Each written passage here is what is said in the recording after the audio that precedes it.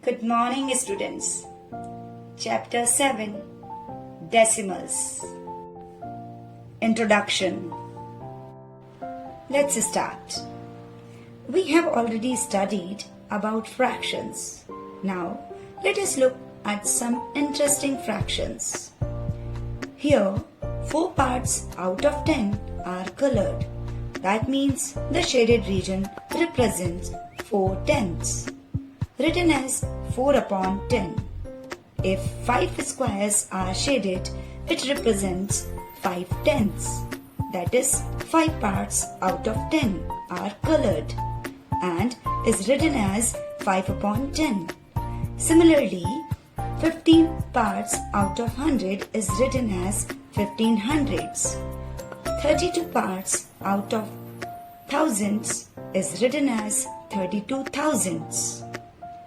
The fractions 4 tenths, 5 tenths, 15 hundredths and 32 thousandths have either tenths, hundredths or thousands as their denominators. Such fractions are called decimal fractions. Thus, a decimal fraction is a fraction whose denominator is either 10, 100 or 1000 or a power of 10. Kids, these decimal fractions can be represented in another form. Here, 4 upon 10 is represented as 0, then a point and then 4 and is read as 0.4. Similarly, 5 tenths is represented 0, then a point and then 5, read as 0.5. 15 hundredths is written and read as 0.15. 32 thousandths represented as 0, then a point, then a 0, then 3 and lastly 2. It is read as 0.032.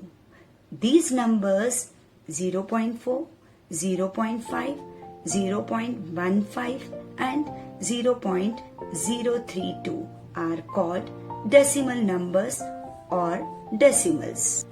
A decimal number has 2 parts, one on the left side and other on the right. Let us see what these parts are. Consider the decimal 24.31, the dot in between 24 and 31 is called the decimal point. The number to the left of the decimal point is called as whole part or integral part. Thus, the number 24 is the whole part or integral part. The number to the right of the decimal point is called as decimal part. So, 31 is the decimal part. The decimal point separates the integral part and the decimal parts. The number of digits after the decimal point are called the number of decimal places.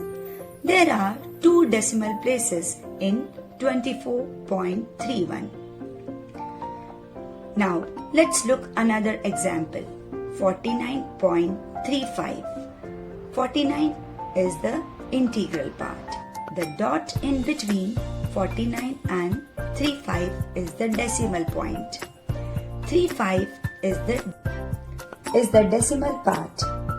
It is read as 49.35. There are 2 decimal places in.